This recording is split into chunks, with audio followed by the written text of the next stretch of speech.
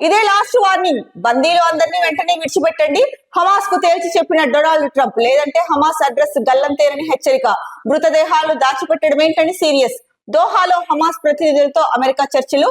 Trump హెచ్చరికలను light తీసుకున్న Hamas. So ఇది వరకే ట్రంప్ అయితే కనుక హమాస్ కు వార్నింగ్ ఇచ్చారు, బందీలను విడిచిపెట్టండి అని చెప్పేసి. అప్పుడు కూడా హమాస్ అంటే వినలేదు. ఇప్పుడు ఏదైతే కనుక దోహాలో హమాస్ ప్రతినిధులతో చర్చలు చేపట్టిందో అమెరికా, ఈ నేపథ్యంలో ట్రంప్ అయితే కనుక చాలా ఆగ్రహం వ్యక్తం చేశారు. ఇప్పటికైనా ఇదే మీకు లాస్ట్ వార్నింగ్ అని చెప్పేసి చెప్తున్నారు. బందీలందరినీ వెంటనే విడిచిపెట్టండి, మృతదేహాలను అసలు దాచిపెట్టడం ఏంటి అని చెప్పేసి చాలా సీరియస్ అయ్యారని చెప్పి ఇచ్చారు. ఇక ఏదైతే హమాస్ బందీల్ని విడిచిపెట్టుకోకుండా అలాగే చేసింది అనుకోండి, ఇలాగే ముందుకు వెళ్తే కనుక హమాస్ అడ్రస్సే లేకుండా, అంటే హమాస్ అడ్రస్ గల్లంతయ్యేలాగా చేస్తాను అని చెప్పేసి ట్రంప్ అయితే కనుక చెప్పడం జరిగింది. మరి ఈ హెచ్చరికల్ని కూడా హమాస్ లైట్ గా తీసుకోందని చెప్పేసి ఇక్కడైతే కనుక మనకి తెలుస్తోంది వార్తలో. మరి దీనిపైన ట్రంప్ తదుపరి నిర్ణయం ఎలా ఉంటుంది ఏంటి అన్నదైతే కనుక చూడాలి.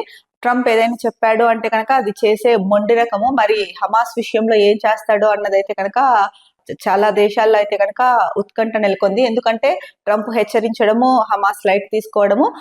ఈసారి అయితే కనుక ఏకంగా మాట అంటే వినకపోతే, బందీలను విడిచిపెట్టకపోతే కనుక హమాస్ అడ్రస్ గల్లంతేననేసి చాలా సీరియస్ గా హెచ్చరించారు. మరి ఈ నేపథ్యంలో హమాస్ మరి మళ్ళీ పునరాలోచించి నిర్ణయం తీసుకుంటుందా లేదా అన్నదైతే కనుక చూడాలి.